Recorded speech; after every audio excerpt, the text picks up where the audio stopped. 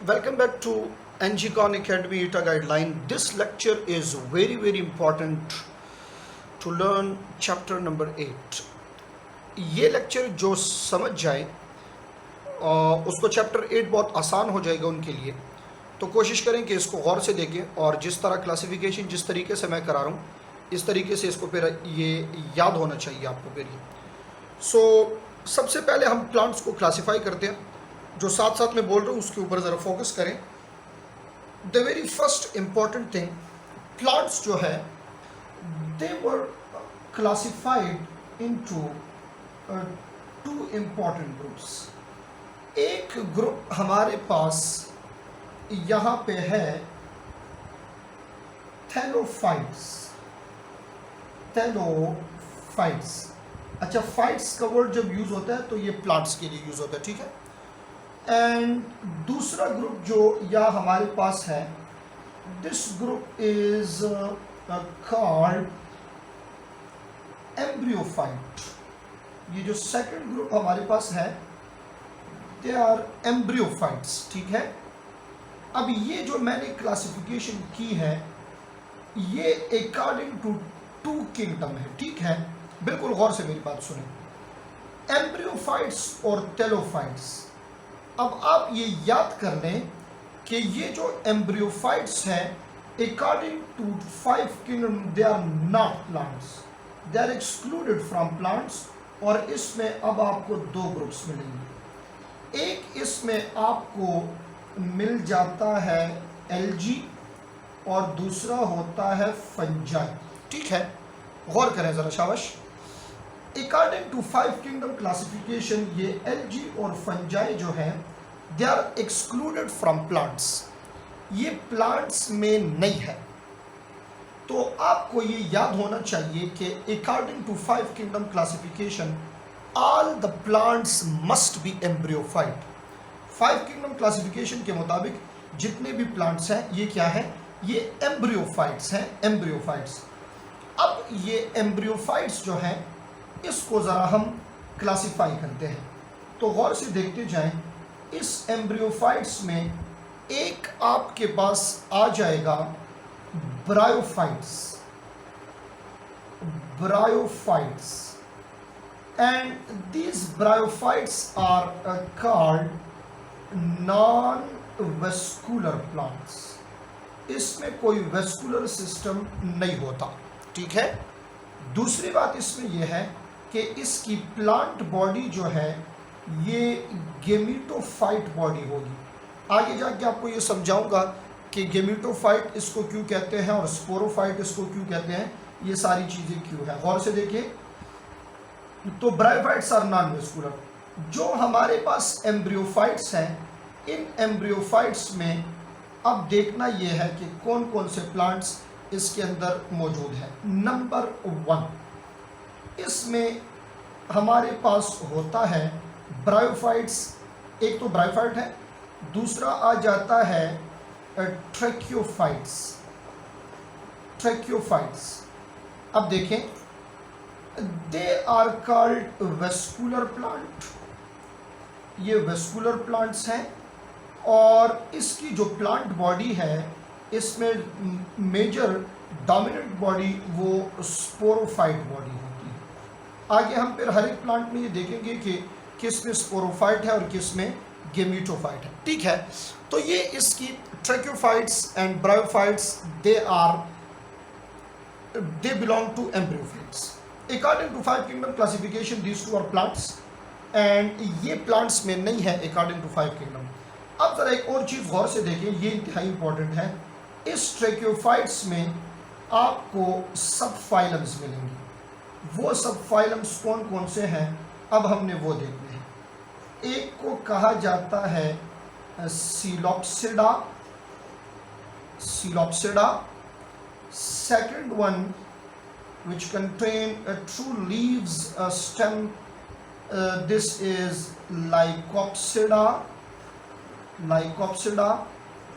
And the third one is called horsetail, जिसको कहा जाता है Phenopsida। ये इसके सब फाइलम्स हैं.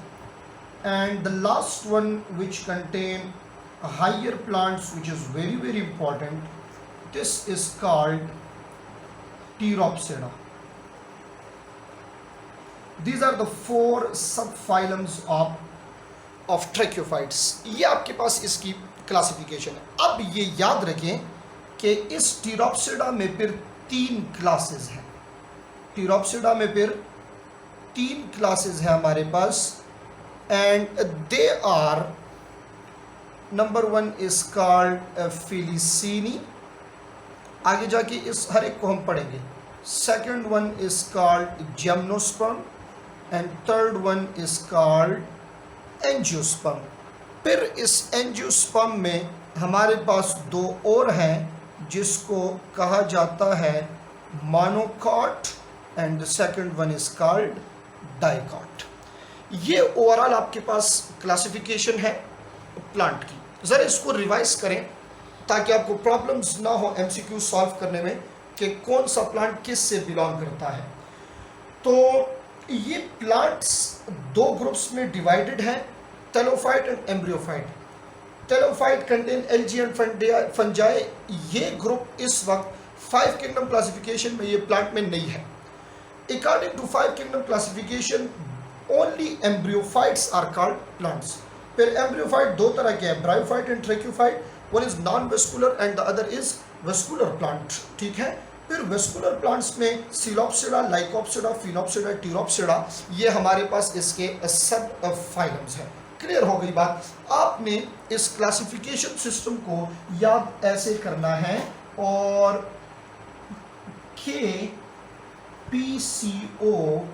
फॉर गुड स्टूडेंट्स, ये फार्मूला याद कर लें. KPCO for good students. के से किसी का नाम लिख लें तो actually K stand for kingdom, P for phylum, C for class, O for order, F for family, G for genus and S for species. तो याद कर ले, species is the unit of classification and highest level आपके पास क्या है, kingdom है. इसमें एक कंसेप्ट की बात आपको बताऊं, इन सब में से सुपर और सब की कैटेगरी होती है. सब किंगडम, सुपर किंगडम, सब फाइलम, सुपर फाइलम.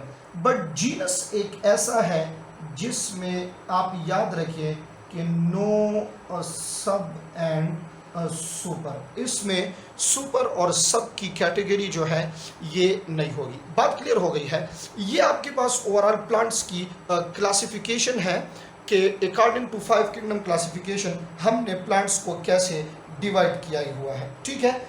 इसमें हायर और लोअर और फिर सीडेड और सीडलेस, इसकी बात कहाँ पे है. ये बुक में एमसीक्यू में ये आ सकता है पेपर में कि कौन से प्लांट सीडेड है और कौन से सीडलेस प्लांट है. मेरी तरफ बिल्कुल गौर से देखें और इसको सीखने की आप कोशिश करें.